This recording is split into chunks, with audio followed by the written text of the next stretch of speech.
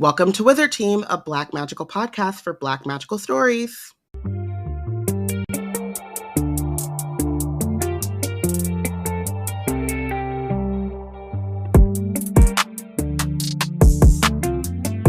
Hi everyone, it's Bayana, Robyn, and Porshèa embarking on a journey through the many fantasy stories written by and about Black people.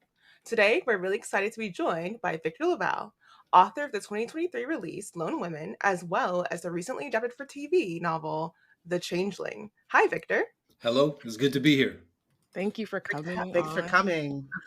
Oh yeah, it's a gift. Okay, so just like starting off, can you briefly tell the audience what Lone Women is about?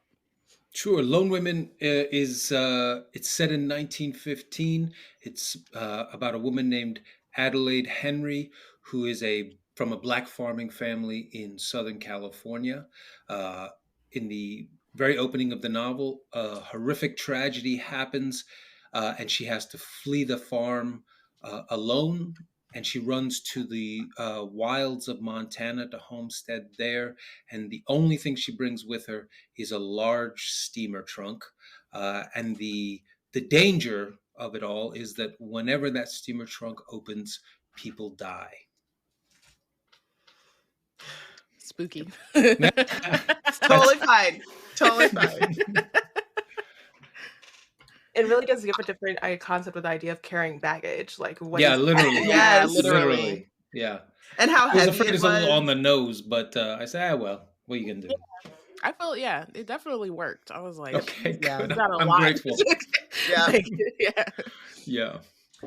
You're speaking of like carrying things, like you're known for writing stories based in the New York City area. You also are based in the Bronx. So thinking about the stories that you've written in the New York area, like the Ecstatic, The Devil in Silver, and The Ballad of Black Tom, to name a few. So your choice for location for Lone Women is a major coastal departure. It's like the actually opposite coast. Complete where we start opposite, off, yeah. right? And what was your initial inspiration for this story? Was it influenced at all by the places that we see, or was there another source of inspiration for it all? Well, it's two things. The first was the book I wrote just before this was a novel called The Changeling, which was my, in a way, like my big love letter to New York City. And it's about New York and about growing up in New York and about New York history and all the rest. And after I finished that book, even as a New Yorker, I was pretty sick of New York, to say nothing of how the rest of the world feels about New York, right? So I said, I really got to write about somewhere else. But I wasn't necessarily sure about where. But a couple years earlier, I had read this book called Montana Women Homesteaders, A Field of One's Own, which was this history book I picked up just by chance in the local history section at the University of Montana bookstore when I went to do a reading there years ago. Like anytime I travel somewhere that's not New York, if I'm not there for very long, I try to pick up a book of local history while I'm there and bring it back so that I can at least, even if I don't experience the place because I'm only there for a day or two, I can learn about the place I was, right? And this is also like maybe being born and raised in New York, being born and raised anywhere. It's very easy to only be focused on where you're from and just trying to expand my mind about the world, you know? So in that book, the whole book is about lone women homesteaders, meaning women who went out to places like Montana in the early 1900s, and they were able to claim land. They didn't need to have a husband co-sign. They didn't need to have a father co-sign, anything like that. And that was a surprise to me, number one, because I think my own ideas about the time was like a woman on her own would never be allowed that degree of independence, right? So that was already a surprise. But then the second surprise, I assumed like, well, it'll only be white women who had the right to this. But the whole point of the book, or like one of the points of the book was it was not only white women, that there were Black women homesteaders. There were Chicana women who came from Mexico and homesteaded. But then it got more complicated because then it turned out but Chinese people couldn't homestead because in that period of time, in that part of the country, the greatest prejudice was against Chinese people, largely because they had come to the U.S. and were doing too well. And you know what happens? Whenever someone's doing too well, we got to make a law to make it illegal. So they did that to the Chinese. And the more that I dug into this, To say nothing of course, also the indigenous population there could not be homesteaders for a while at least. And then at a certain point they could. But all of this was so complicated and interesting. And was it the opposite of what I thought it must be like? And so to me, that was the thing that made me lean in and say, like, okay, if this is surprising to me, it might be surprising and interesting to other people too. Yeah. I recently did I don't know how recently, but I did a road trip out into the plains, and those like descriptions in the book about just like those wide expanses and the wind and the sky, like it's interesting because I was like, oh, I see that still, even though it's been, you think it's so much modern and stuff, but there's like nothing in Montana. Yes. Yes. There's little pockets of things, but then there's just like a lot of land. So Lone Woman it follows a Black woman in 1915 in this unique space where you wouldn't really think of Black women being. What drew you to that time period, that year? And then kind of in the, there's a lot of stories and things around like Black people in the early 1900s in like cities, but right. What kind of drew you to this like time period and locale? Well, as I was reading through that history book, that Montana Women Homesteaders book, there was a mention of one woman in particular named Bertie Brown, who was a Black woman homesteader in Montana, and who, it was just kind of in passing, but they said like was famous in part because she had essentially the best moonshine in 3 states, and it was one of the ways she made her living. And for me, like that was enough for me to start saying, well, if there was a Bertie Brown, I bet maybe there were some others. And as I did more research, I found there was another Black woman homesteader named Annie Morgan who was a little before Bertie Brown. And I started finding in the end, maybe like a half a dozen, right? But that's enough. That was enough for me to say they're there. And and also to one of the pleasures I took was feeling like if I put this together and I publish this, the joy I would feel when there would be some people who'd be like, oh, look at them trying to make the West woke and trying to put Black women there when there were none, and being able to say, you're just ignorant and you're just wrong. And the idea like that, we've always been there. This is not a new thing, and so it was just so much fun to try to picture that and put that in there. But then I would also say, so that was the historical reason for doing it. But then on the more personal reason for doing it, so my mom is from Uganda and came to the United States. Well, she came to Canada. Funny story is, she came to Canada and found Canada too racist, so she came to the United States. She was like, maybe the U.S. will be better, and like we laugh about that to this day. Where she was like, oh, okay, maybe all of North America was a problem. But nevertheless, she came here, came to New York, didn't have anybody, and like made a life, had me and my sister, brought my grandmother over, and we made our life here. And the more I was like thinking about these Black women out West, and these women in general out West doing it alone, the more I was thinking of my mom and the kind of the courage, but also the risk taking of it all, to just come and do it and just say, well, one way or the other, I'm going to make this work. And so that was my way. I had the historical stuff, but it was also my way of maybe in a way sort of writing about my mom and trying to imagine the bravery of her doing this thing and doing it so well, we survived to adulthood. So I think she succeeded. Yeah, shout out to your mom. Yes, that's right. That's right. Yeah, it's definitely something that like struck me about Adelaide, and even the other like perspectives and like other people that she came across is just like they were all just like, okay, we're about to do this, and yeah, we're in the middle of nowhere, and yeah, it's the middle of winter, and we're gonna have to figure out like how to make it through. and then just and like helping making each it other while happen. also being skeptical, which is like kind of like your Yeah. mom is like, it's Yes. racist here. Maybe there's somewhere. Yeah. You know, making it work while still being, you know, I mean, the constant great vigilance. thing about the U.S. is that, like, and this is something that I, like, when I went to Toronto, that I was speaking to Black Torontoans was Mhm. interesting because they were talking about how, yeah, you got racism, but at least y'all have each other. Like, they haven't really built, like, a Black community where it's, like, all, like, are coming together all the time. They have their different, like, you know, migrant Yes. identities. Yes. But in America, it's like, well, we're all Black, so we're just going to be Black together. Like, Yes. that'll be the... Well, I mean, the U.S. Is like those categories are so like it's this box or this box. I mean, broadly speaking, right? Like maybe more recently, in theory, there's other boxes, I guess. But even that, I tend to feel like, you're kidding yourself. There's only 2 boxes in the U.S. And you need to figure out which box, right? Like, and so I agree. Like, it allows for a degree of like not getting into, well, you're from Trinidad, I'm from Jamaica, I'm from St. Lucia, so we can't help each other. You'd be like, you could, and you could do better as a result, or whatever. You know, I mean, that's a very American U.S. point of view, but I agree with you. I do think it's a gift, or can be, depending. Most of or the makes time, the best of a bad thing, right? Like, absolutely. in theory, you wish you didn't have to team up, but the Right. U.S. You the have U.S. to. makes you team up, And the fact that you can, though, is like is a blessing. Like, I think so. Yes. Yeah. Yes.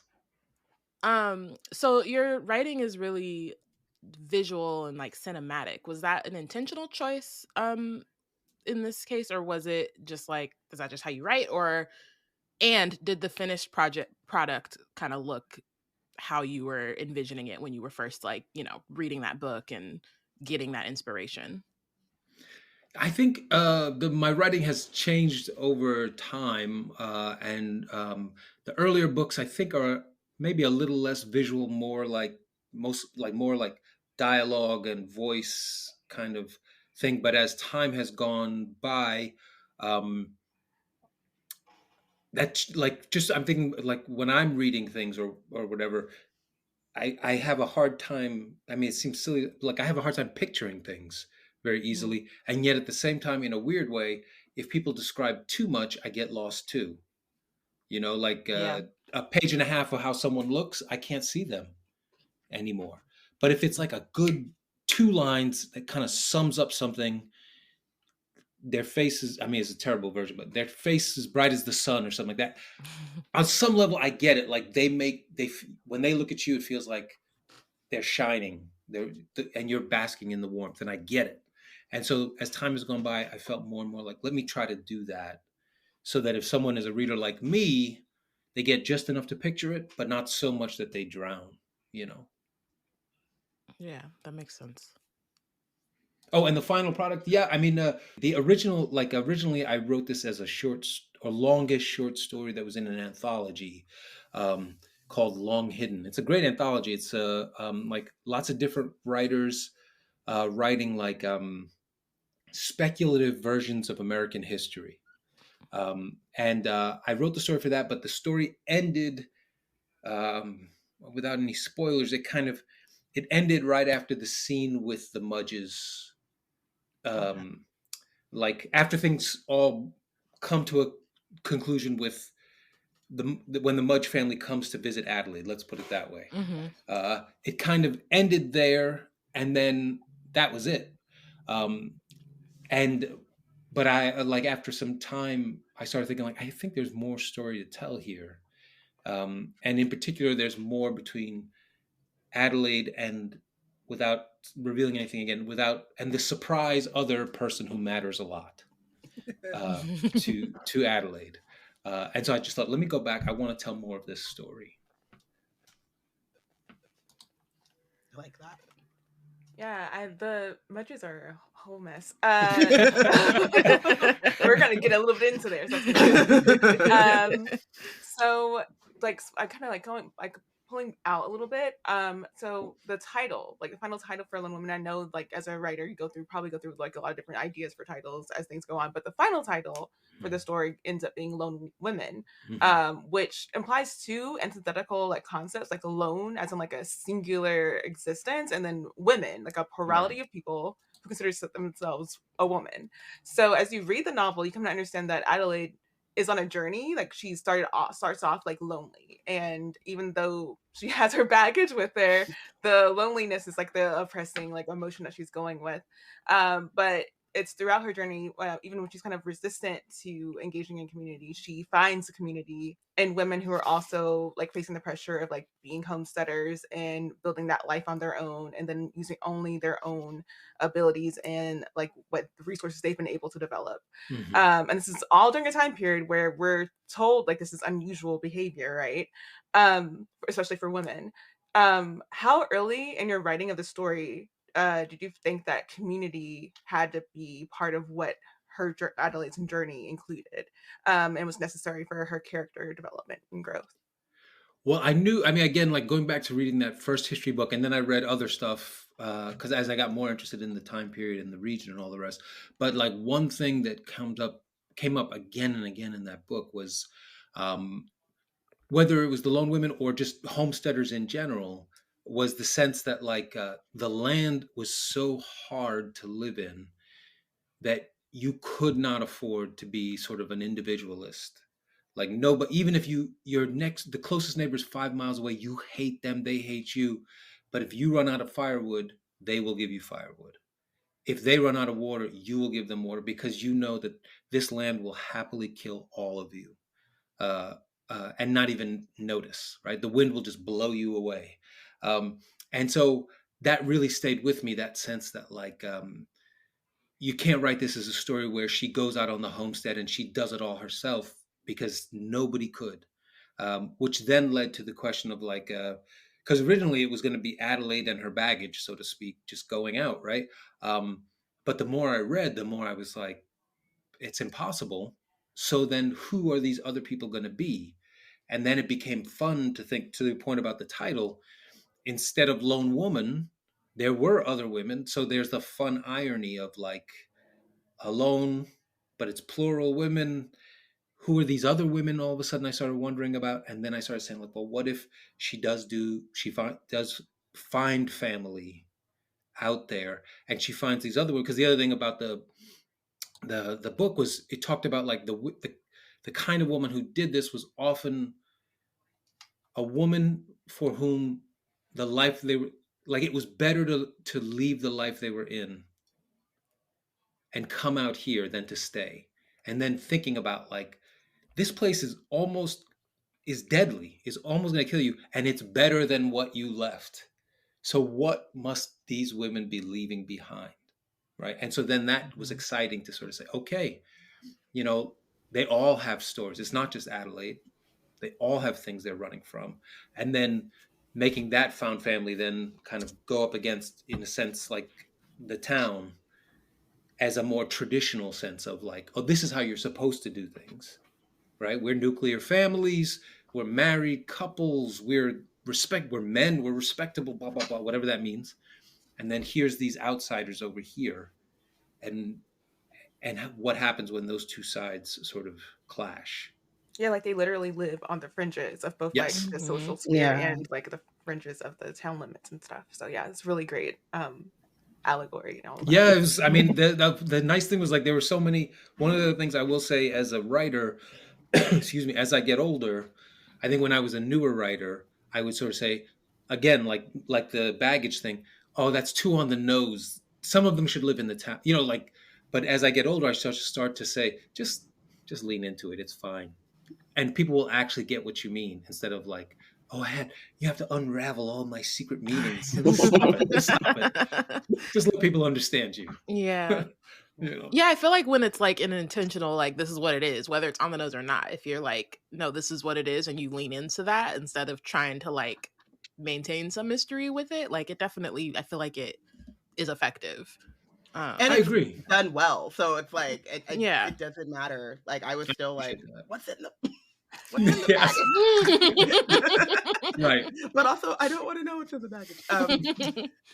So why was it important for Adelaide to develop a found family while also, you know, thinking back to all of the pain and responsibility put on her by the family she was born into and like where she left? Even as she's leaving to go to this new place, you're kind of thinking that she wants to be alone. Like alone is kind of where she'll feel safe, but then kind of despite herself, but also like you said, because it's necessary, she makes these connections, but then they become deep. Why was it important for you for her to have that kind of found family? Well, I guess there's two things. Number one, I suppose is like an ongoing theme for me. I think from my own personal life is I know that there are lots of people who have probably like uncomplicated feelings about their family, and they're close with their family. Their family and them are always supportive. I don't think I've met those people, but I'm sure that they must exist, right? Because there's so much media that takes that for granted. Like always choose family over anyone else. Always, and I always see that thing. And I go like, always, because I gotta tell you, sometimes I really choose strangers over my family, like for sure. And so I feel like I have a very complicated, I have a complex feeling about that idea, and that in fact, as I've grown older, I've found there are some family members who I love with all my heart and I hold them close. And there's some family members I have learned I'm just not we're just not in touch. We're just not we are blood, but we're not family, if that makes sense. And then I have met people in my life as life has gone on who are family to me, even though obviously we're not blood. Um, and so in the case of Adelaide, I did want to write about a person who had every reason to want to escape family because the family she came from had baggage, had chains, had weight that might make one want to run away forever. But then what she runs into is the truth that not everybody, but for many, many, many people, we do want some connection. We do want some support and love in the world. And then if we're lucky, sometimes we don't find it with the people, with the family we're born into. If we're very lucky, we might find it with other people. And I wanted Adelaide. I didn't want to punish Adelaide. I wanted Adelaide to find it. Yeah, that's great. And I really liked the moments of like flashbacks when she was kind of thinking back on her family, and initially like you feel like, I mean, you feel her sorrow the entire time, but like as the story goes on, you see like how complex it is and like how she holds this love and like, grief for her family, but also like resentments and like, things that she's like, okay, this was actually not cool and I actually hate that we had to do this. And being able to like hold both while also moving forward was like really cool. I appreciate that. I mean, I do think, like that is a part of growing up, right? It's like maybe if you're lucky, like when you're a kid, it's you love your family, you adore them, they're amazing, or some version of that. And then maybe when you're a teenager or into your early 20s, at least my experience, you're awful. I hate all of you, blah, blah. Even if I can't say it, but I'm thinking it, right? And then hopefully, as long as no one is truly terrible, the like third stage after that is like, I love this about you, but I also criticize this about you. And I'm sure that, and you do it to me, but maybe we find a way to be at peace with each other. Yeah. The understanding that your parents make mistakes and that those mistakes inform your life, but don't have to like become your life, I think is something that you find in Adelaide's story. And there's a particular scene when she's, yeah. How to say it. Confronting that, and confronting her parents or her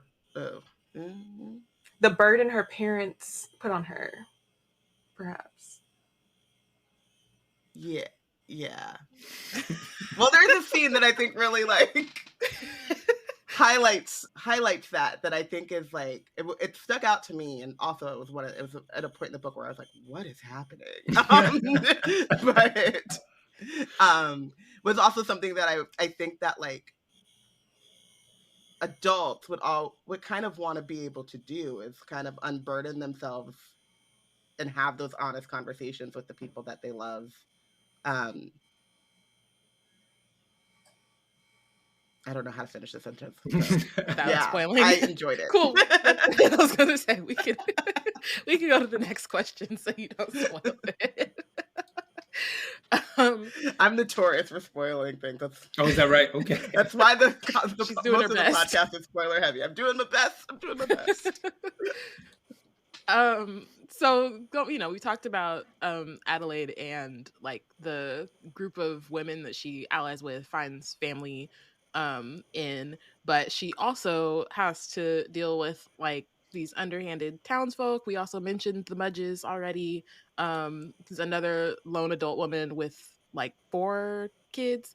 Did you find fun in writing these like antagonists? Because they definitely felt like there was like a level of like there was the danger and you can feel the stakes, but it was also like a little like ridiculous, and it's just like it was kind of like funny in some ways. So like I had so much fun, in particular writing the Mudges. Like they're to me they were in a way like the mirror opposite of Adelaide and the other lone women, right? Like, but in particular the mirror opposite of Adelaide, in the sense of like, this is another Mrs. Mudge. It's another woman coming out here alone. She's bringing, in a sense, her baggage, right? She's bringing these 4 boys.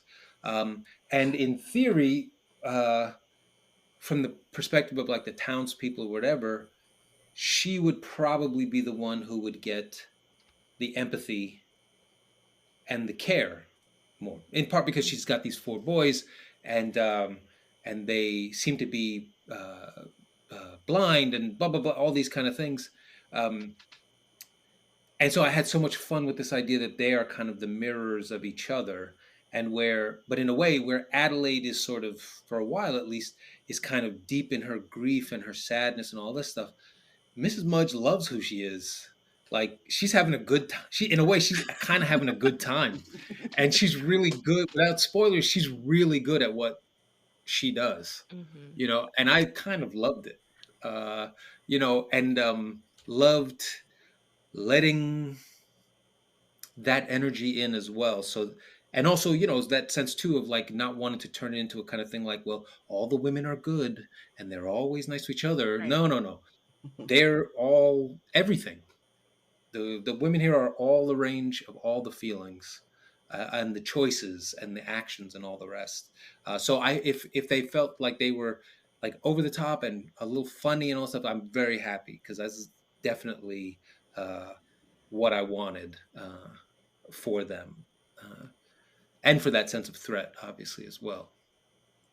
It also kind of like reminded me, because like in this time period, I mean, clearly, like, the amusements were kind of low, but especially in the Plains region where there's, like, nothing. So, like, it reminded me, like, a little bit of the dynamics are a little bit like a circus a bit with the family.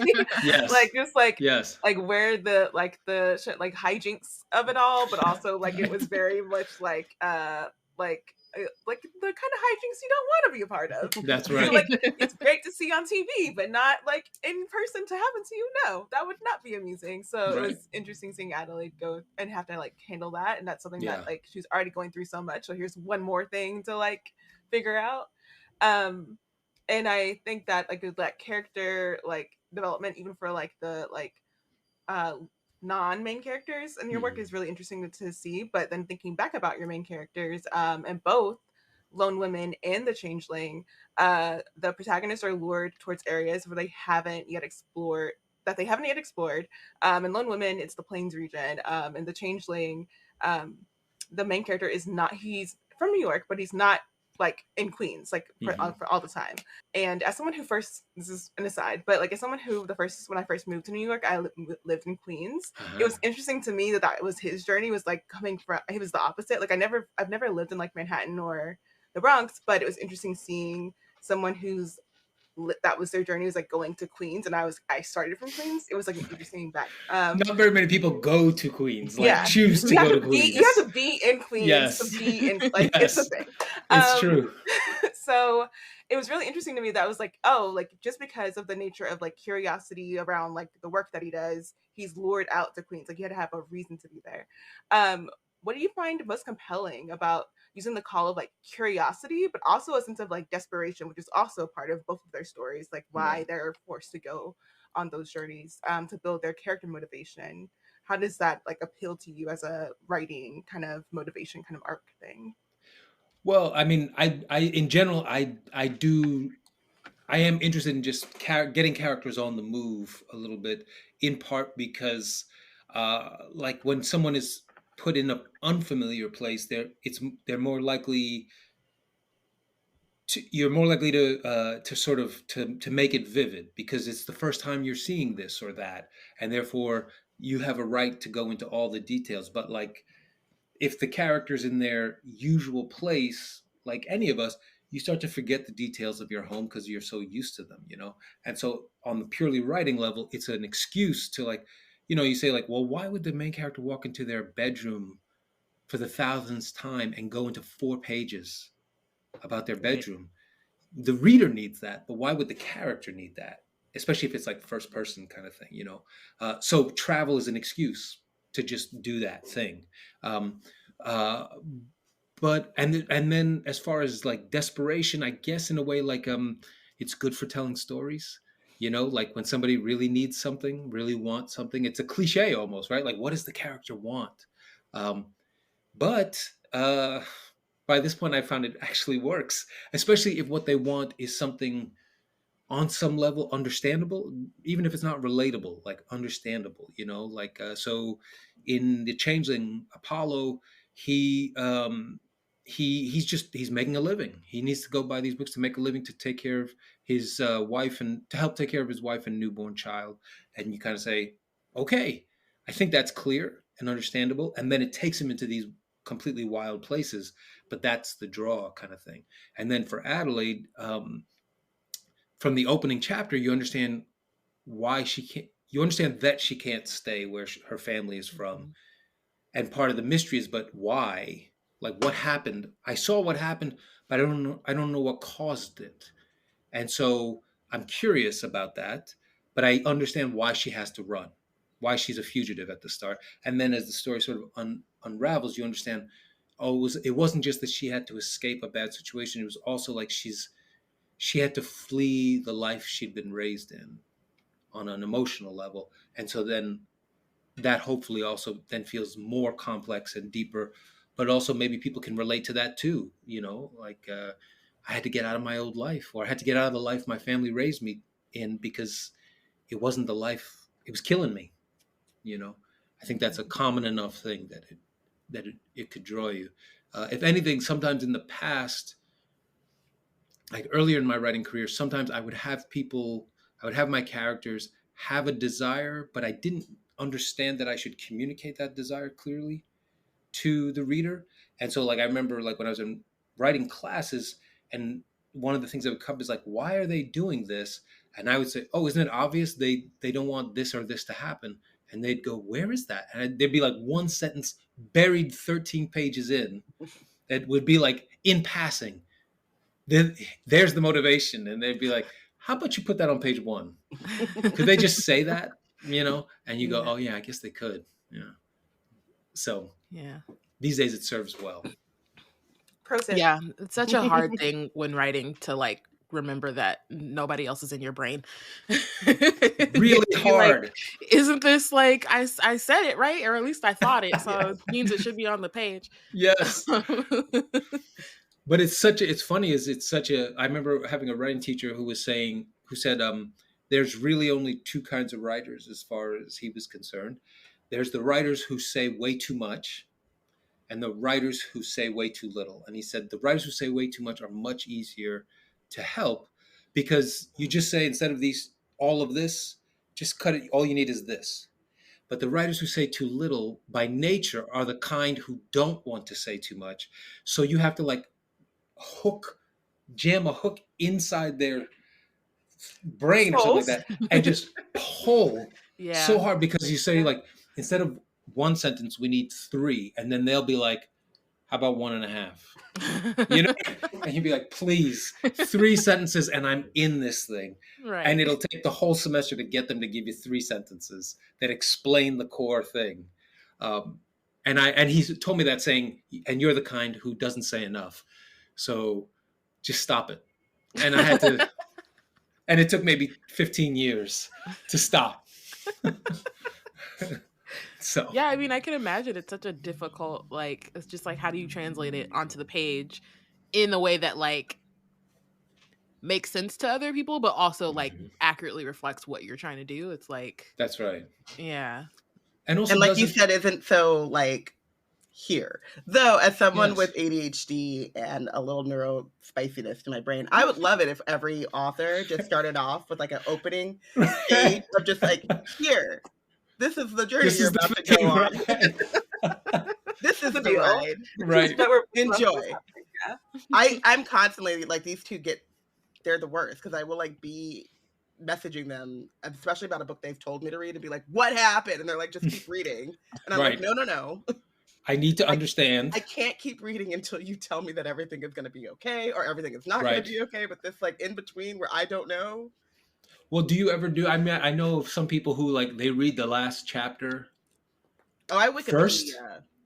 Yeah. I need the full thing, because if I just read the last chapter, like I'm still confused. I need to know exactly what happened, and then you can go along on the ride. Right. So I'm also one of those people, like even when I'm watching like movies and stuff, I will have read the entire plot synopsis, like know exactly what's happening, and then I'm ready to watch it. Well, I mean, I feel like learning like whatever is the path that helps you enjoy the thing you like, enjoy things.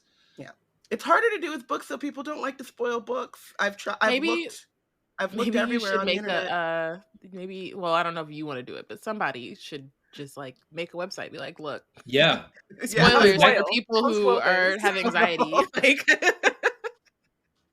That I could actually see that being like a really like hitting a nerve, like even just like it was like a YouTube channel or something like that, where I'm now going to spend 2 minutes. I'm going to tell you everything that happened in this story, and how many people would be like, "Oh, I really needed that." Yeah, everyone with anxiety, because the not knowing. Yes. Yeah. Everyone with anxiety, and every high school student with a book report. Yes. You know what I mean? That would also be a huge gift. Absolutely. They did not want to tell me what was in the baggage. What was in the baggage?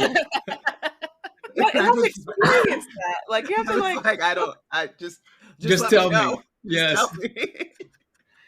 Why did she bring it with her? That was my thing. Leave it there. Just escape. Yeah, but then if you've been raised with the responsibility. Yeah. And I think that made sense too, of like she's leaving and she can't stay, but she's still also taking some of that with her, which is like an interesting thing of her wanting to leave but feeling like she can't. And like, and you can't leave it behind completely because it's in the middle of your house. Yeah. Right. So.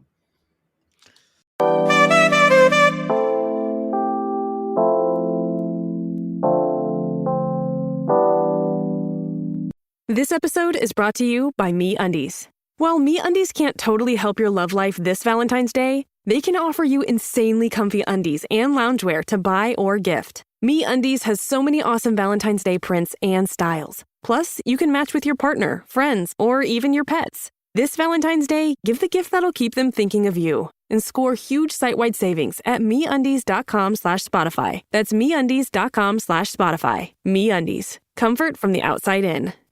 Here on Wizard Team, it's no surprise that we love books. We also love supporting the independent bookstores. With our bookshop affiliate link, you can not only get all the books on your TBR, but you can support indie bookstores and B&C at the same time. And if you're not sure what you want, that ain't no problem. Check out our The Plot Thickens list full of recommendations from none other than Porshèa herself. Head to www.bookshop.org/shop/blacknerdscreate to treat your shelves. Treat your shelves. Oh, that's nice. That's clever. Oh my goodness. That's clever. It's a new year, and we're so excited to bring you all kinds of nerdy and creative content, but we can't do that without your support. Becoming a B&C baddie helps us with the general upkeep of our site, upgrade equipment, and invest in the team's creative development.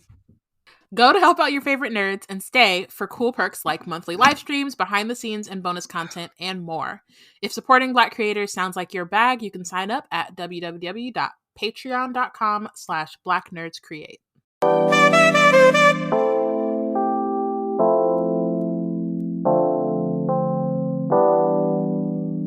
Okay, so the next couple questions are about the Changeling. Sure. I guess initially, just what inspired you to write it?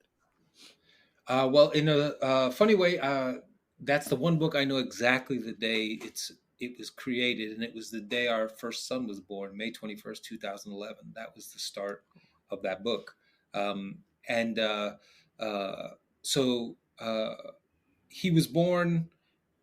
I suddenly went from really hating people with children because I could care less about your stupid kid, was kind of like, is my feeling all the time, pre-kids. And then all of a sudden I was like, oh, but my kid is special. Everyone wants to know about mine, right? And I hopefully, like after a couple months, after the exhaustion starts to wear off a little bit, honestly, after the first year and the exhaustion starts to wear off, I started to have the distance to be like, oh, that's the trick, is like, you start thinking, but yours is valuable. And then that's the egotism of parenting, right? But that's also the only way you could love this thing that is trying to kill you, like every day, right? Yep. And I became interested in writing about the blend of those things, right? Both those feelings, like I love this person more than anything in the world, but also like, let's say if you're married and you have these two kids, or you're with a partner and you have these two kids, you have the kid. One of the things that often happens for a lot of folks, is like, you love each other so much that you have the child, but then having the child is essentially jams in between the two. It takes so much of your energy. You can't actually give any of your energy to that person you love. Mm-hmm. And you even start to maybe dislike that person, because why are you here making other rules than the rules I'm trying to make for this thing? And what do you mean I got to talk to you? I've just spent all day talking to this thing, or holding this thing, or feeding this thing, all this kind of stuff. And I felt like before having the kids, before having our first son, we have two, before our first son, I could be wrong, but I thought like a lot of those kind of complicated feelings were not things I often read about or heard about in books, or I wanted to add mine to it, but then to the point about like stress or danger, I said like, well, but I don't want to just write a story about a couple who have a kid and then it's exhausting. Like, who cares? That's every story like that. And why should anybody care about this one? And I said, oh, but what if the wife begins to say the baby has been stolen and has been traded out for a changeling? And the husband won't believe her because he doesn't see it, but also because they're so distant from each other now that he's doubting her and he's not being very kind to her. And then build from there and like letting that jump into a fairy tale. And so that felt very exciting to me. And I also thought like that blend of hopefully like realism and the fantastic might be fun for some people at least. And then last, I wanted to write it right then at that time, because what other people say all the time, right, is like, if you have kids, cherish it now because it goes so fast and all that kind of stuff. But one of the things that also happens is you forget all the unfortunate parts, right? And I didn't want to forget those parts. I wanted to have all those parts that were disturbing and painful and embarrassing and all that kind of stuff. I wanted all that in there. So all of that is kind of what I poured in there. And I really felt like, in a way, I don't know if they would want it, but when our kids grow up, if they ever want to know what it was like for their mom and dad when they were born, forget all those happy things we say now that they're grown. Right. This is what it was like. We were convinced that you were not a Yes. yes. But it's also kind of funny because in a way the novel ends up being the same thing of like you were trying to like explore with, it's like it's still the special thing, like, but again your journey is special, like you're a kid, that's the special part of it all. Yes. So that's so cool.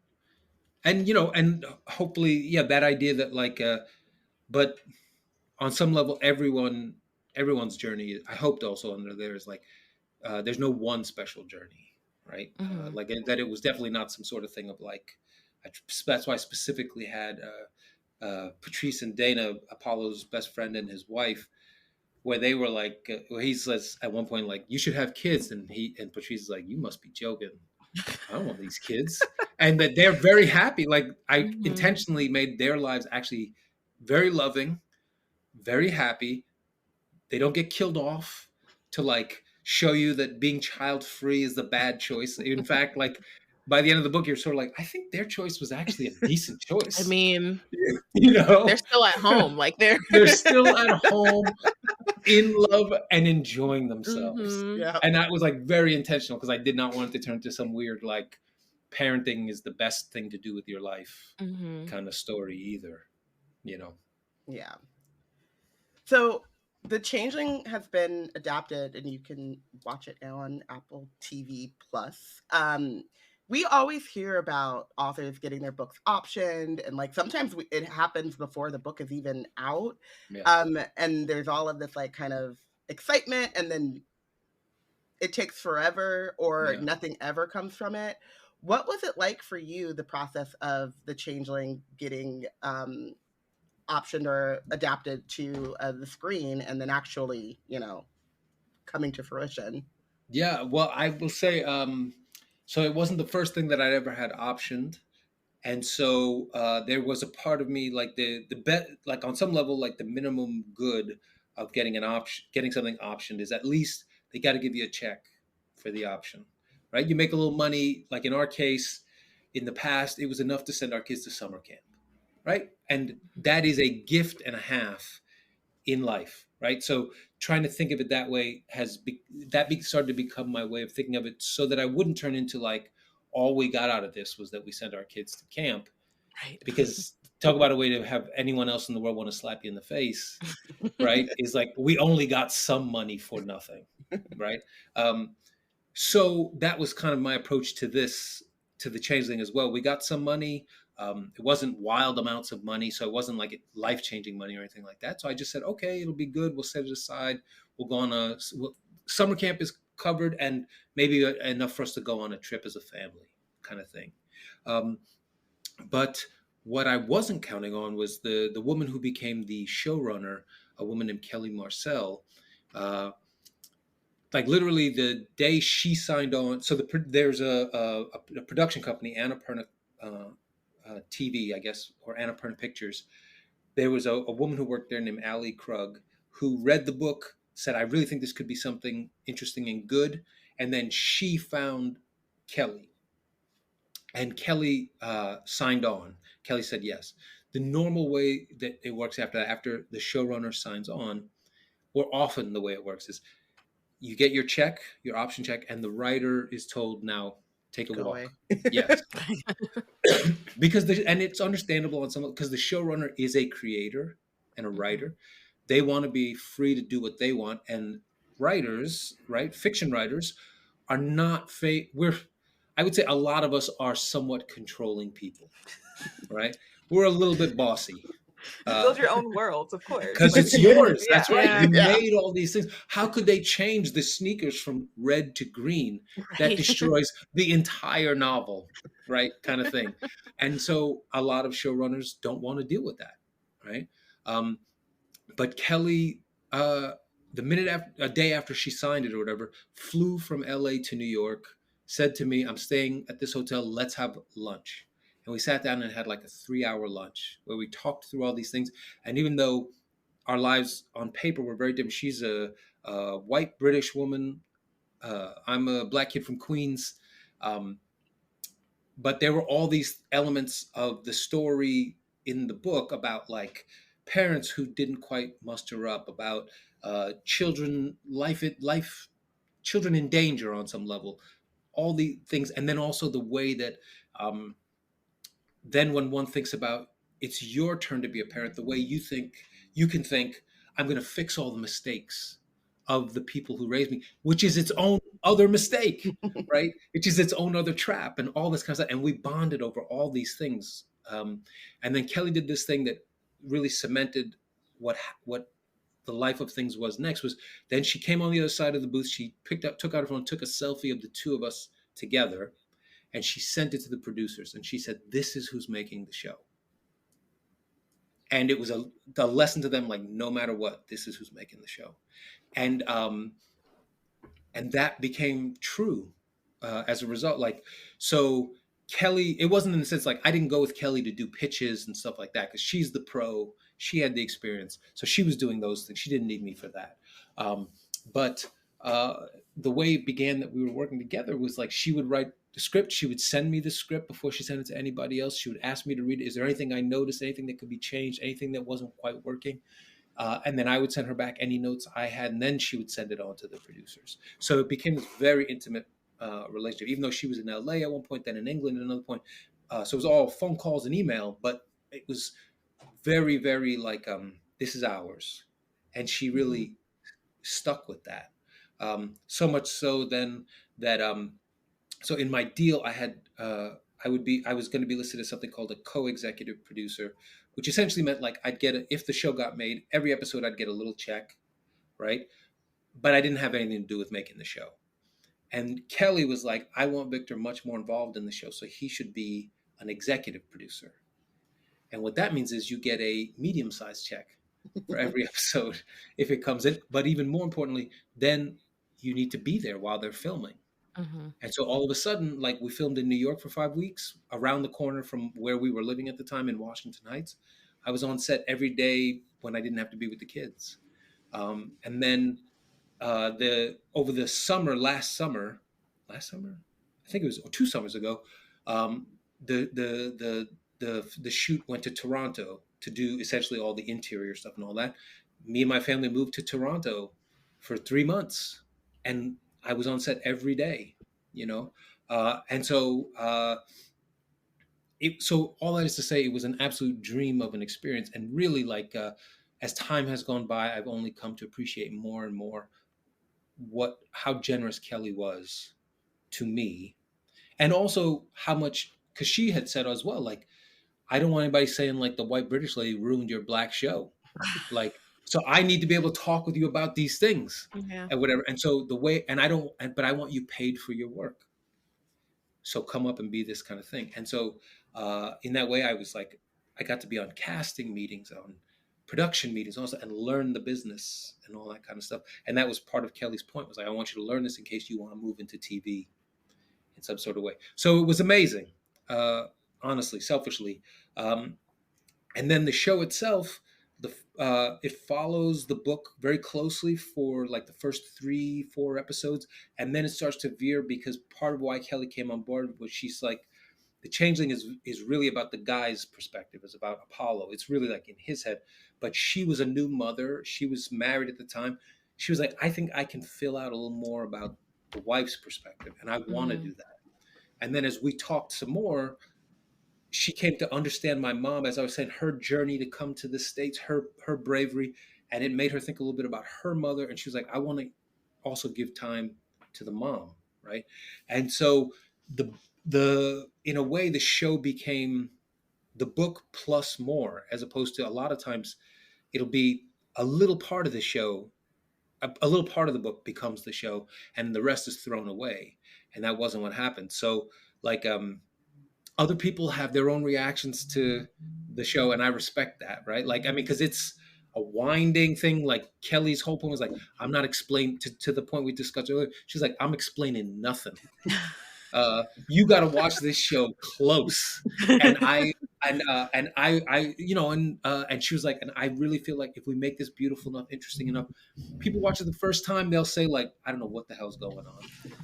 And then if they watch it a second time, they'll start to see, oh, all these things are like built in there. They're all in there. But it was a risky thing to do, right? And like I would say the reaction has been a blend of like, wow, this is beautiful, and wow, what the hell is going on? Like that is what our show is. I would actually describe your books like that too. I would say it reflects the source material. Exactly. Really well.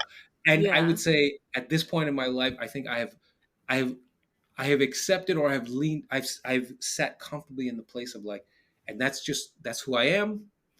And hopefully that's interesting to some people, and that's okay. You know, so like I love the show without reservation, and I'm so proud of it. And I also understand people are like, what the, I get both.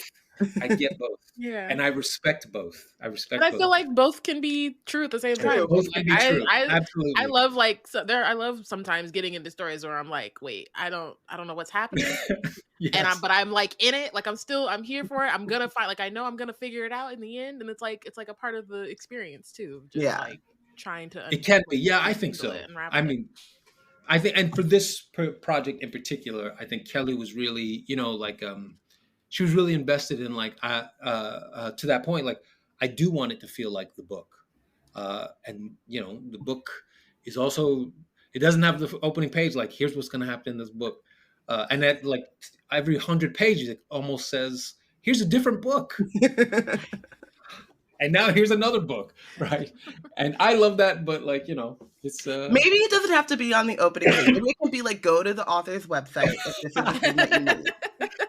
It's kind of... It can just be, Dear Robyn, to Robyn, please go to www.victorlavalle.com. It's funny you say that, but I almost feel like there would be some joy in like, if number one, we updated my website, but if there was a channel that just said, what the F? And you click on it, and it's me just going through every book, like, okay, let's talk through this book. Here's what it is, and here's what it is. Like that might actually be like a fun thing to have. I will watch it. I would now you got me thinking about it. A guaranteed view for me. Things you could do. Yes. You have a lot of things on your plate currently. Yes. As in the past and in the future. So, based on what you can share with us, would you mind telling us a little bit about what you may have, or maybe just be vague? And we'll have to puzzle it out later, give a primer to us all about what it actually is later. What you have coming up and is going on your plate currently, and that you're hoping to have come out next. Yeah. Well, I would say. Well, in the short term, I don't know if you or any of your readers viewers are comic book readers, but I've been writing for Marvel. There's in the X-Men universe, there's a character called Sabretooth, who is awful, who's truly evil, and I wrote 2 5-issue miniseries about him last year. And they were leading up to something that just dropped yesterday in the pages of Wolverine. We're calling it Sabretooth War. And it's like a 10-issue mini where, Sabretooth and Wolverine, those characters have like a long-standing hated history. But myself and the writer of Wolverine, whose name is Benjamin Percy, we were given the allowance. They said like... we want to end this. We want this series to be the, if you're open to it, the most violent Wolverine comics ever written. And we said, okay, we can do that. And then to my great joy, the first issue 41 of Wolverine dropped yesterday. And there've been a couple of YouTube things that were sent, and a couple of folks on Twitter, where it's just people who go like, who have read the comic going just like, they said it would be violent, but I didn't think it would be this violent, and knowing like, and it's only going to get worse from here. So I'm so happy and I'm so joyful about that existing, right, and being allowed to let that sort of like muscle work. And then I will say one of my other books, we're waiting to see if we'll get the green light. I really think in like the next, we're being told in like the next week or two, if they will green light this adaptation of another one of my books.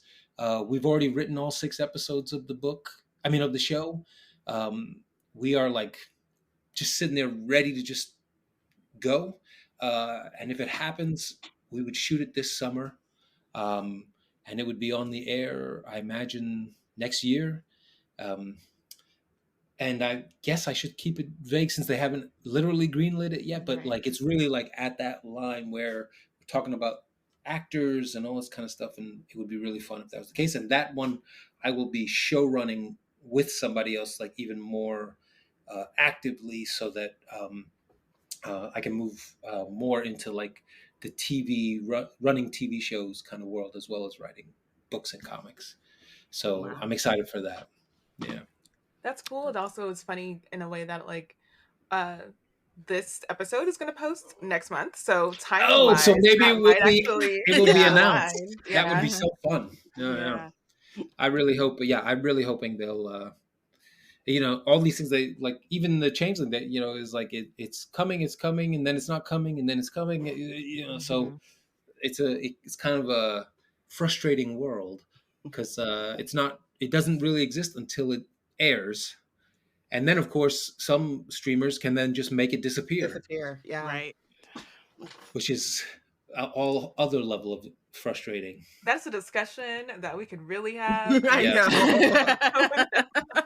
Well, and what they make disappear. Yeah. Mm-hmm. Strategically, like which voices are the ones that they consider disposable. We should definitely have that discussion and possibly, involve some of our representatives in the government about that discussion as well, because it seems very scary world. Yeah, I mean, if nothing else, I saw somebody I remember when they got rid of was it the Batwoman show, the Batgirl movie? Mm-hmm. Somebody coming on and talking about like this is just a reminder that like why you still need DVDs. Yeah, like don't get rid of your DVDs, and if they special issue any of these things, I know they won't do that because they don't even release it, but like if you love it, just buy it because it'll disappear.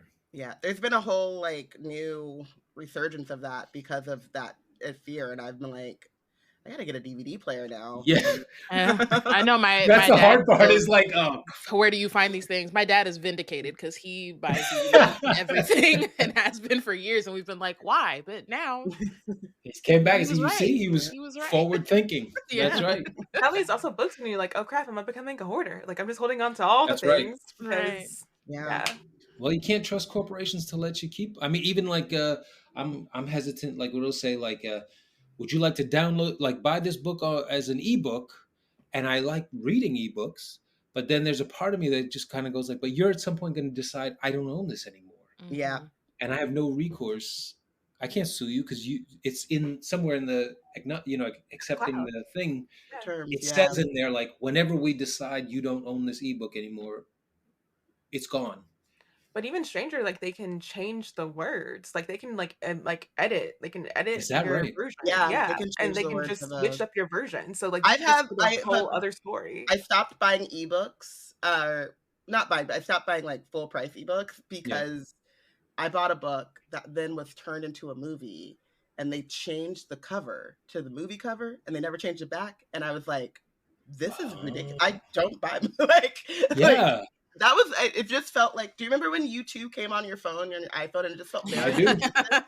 Yeah. Like, it didn't, I don't believe they changed the words of the book, but like to just like, all of a sudden the cover was different and I couldn't get it back. And like, I was like, wow, that's scary.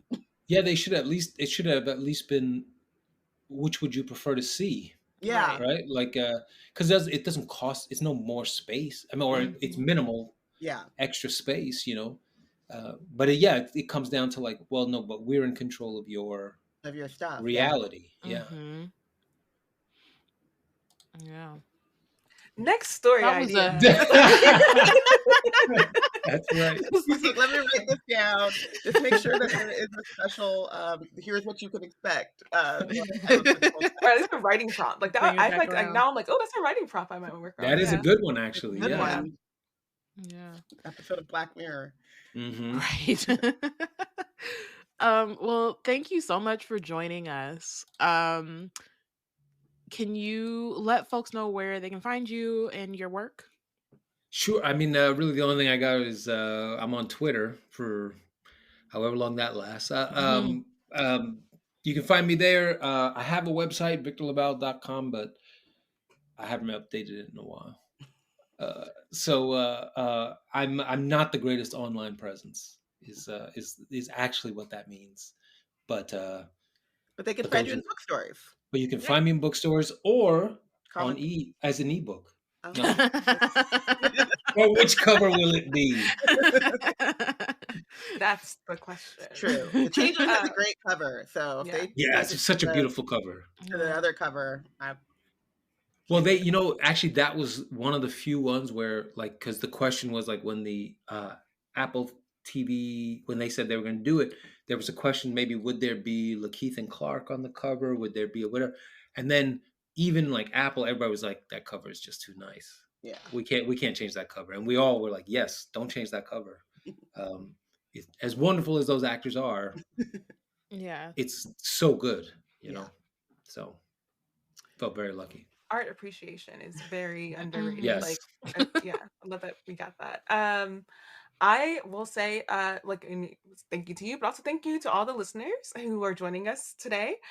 Join us again on Wednesday for our next episode of Wizard Team, where we'll be back to reading Amari and the Great Game by B.B. Alston. And thank you for having me. Let me say. Yes. Thank you for joining us. This is a great conversation. This is wonderful. Wizard Team is a part of the Black Nerds Create Collective. If you want to keep up with our content, you can check out our website at blacknerdscreate.com. And unlike Victor, we are very online. So you can follow us on Instagram and Tumblr at Wizard Team Pod and at Black Nerds Create. Thank you. Thanks.